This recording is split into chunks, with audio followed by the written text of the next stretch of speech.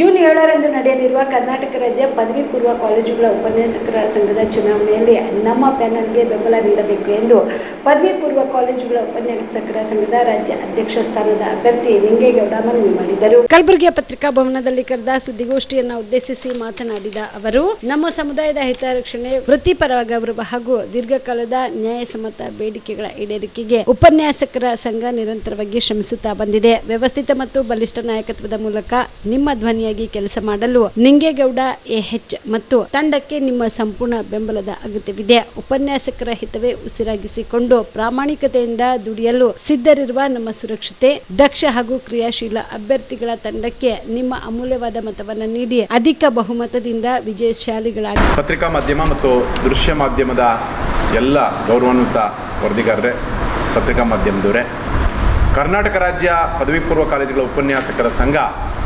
2026-31 ಅವಧಿನ ಈ ಚುನಾವಣೆಯನ್ನು ನಾವೀಗ ನಡೆಸ್ತಾವಿ.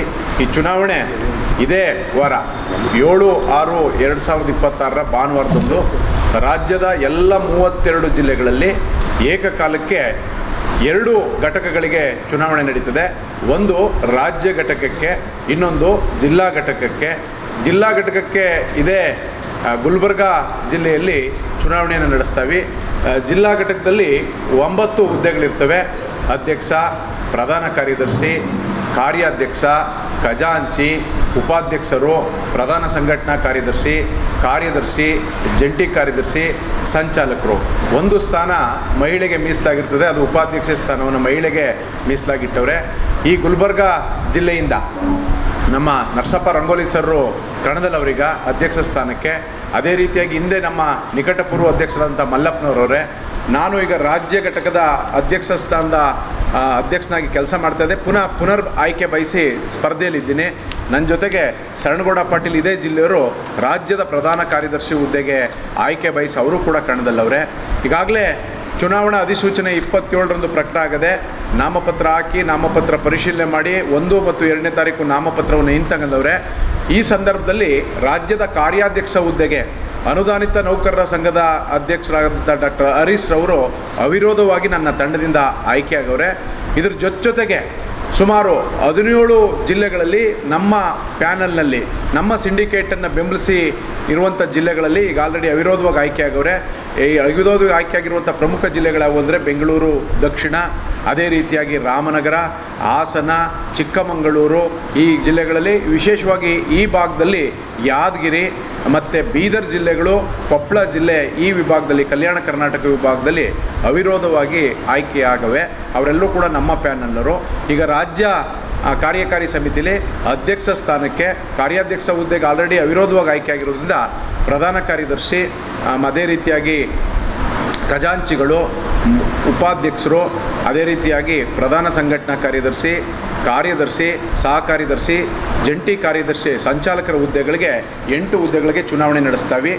2011ರಲ್ಲಿ ಸನ್ಮಾನ್ಯ ಈ ಭಾಗದ ನಮ್ಮ ಪ್ರಮುಖ ಹೋರಾಟಗಾರರಾದಂಥ ತಿಮ್ಮಯ್ಯ ಪುರ್ಲಿ ಅವರು ಮಾರ್ಚ್ 23ನೇ ತಾರೀಕು ಈ ಕರ್ನಾಟಕ ರಾಜ್ಯ ಪದವಿ ಪೂರ್ವ ಕಾಲೇಜುಗಳ ಉಪನ್ಯಾಸಕರ ಸಂಘವನ್ನು ಸ್ಥಾಪನೆ ಮಾಡಿದ್ರು. ಇದರ ಪ್ರಮುಖ ಉದ್ದೇಶ ಪದವಿ ಪೂರ್ವ ಶಿಕ್ಷಣ ಹಂತದಲ್ಲಿ ಹದಿಹರಿಯದ ಮಕ್ಕಳ ಶೈಕ್ಷಣಿಕ ಸಮಸ್ಯೆಗಳು, ಪ್ರಾದೇಶಿಕವಾಗಿರುವಂತಹ ಉಪನ್ಯಾಸಕರ ಸಮಸ್ಯೆಗಳು, ರಾಜ್ಯ ಮಟ್ಟದ ಬೇರೆ ಬೇರೆ ಸ್ತರದಲ್ಲಿ ಕೆಲಸ ಮಾಡುವಂಥ ಉಪನ್ಯಾಸಕರ ಸಮಸ್ಯೆಗಳಿಗೆ ಸ್ಪಂದಿಸುವಂತಹ ಒಂದು ಮಹತ್ವಾಕಾಂಕ್ಷೆ ಮತ್ತು ಮಹಾಧ್ಯೇಯವನ್ನು ಇಟ್ಕೊಂಡು ಸಂಘವನ್ನು ಪ್ರಾರಂಭಿಸಿದ್ರು.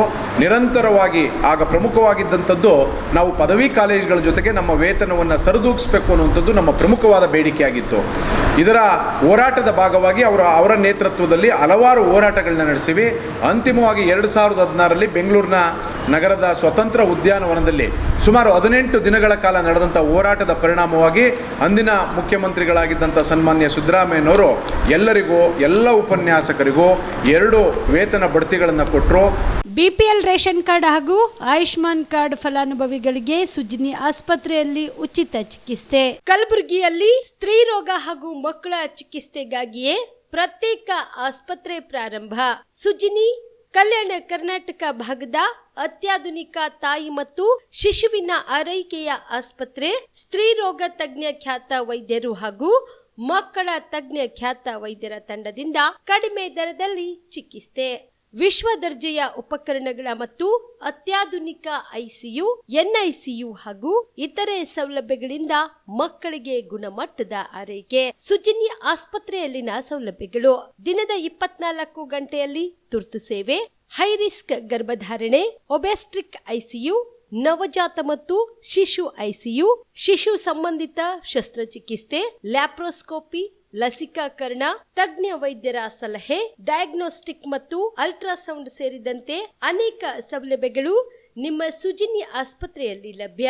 ಹೆಚ್ಚಿನ ಮಾಹಿತಿಗಾಗಿ ಸಂಪರ್ಕಿಸಿ ಸುಜಿನ್ಯ ಆಸ್ಪತ್ರೆ, ಬಿಗ್ ಬಜಾರ್ ಎದುರುಗಡೆಗೆ, ಕಲಬುರಗಿ. ದೂರವಾಣಿ ಸಂಖ್ಯೆ 08472 272727 ಅಥವಾ ಮೊಬೈಲ್ ನಂಬರ್ 9900427814.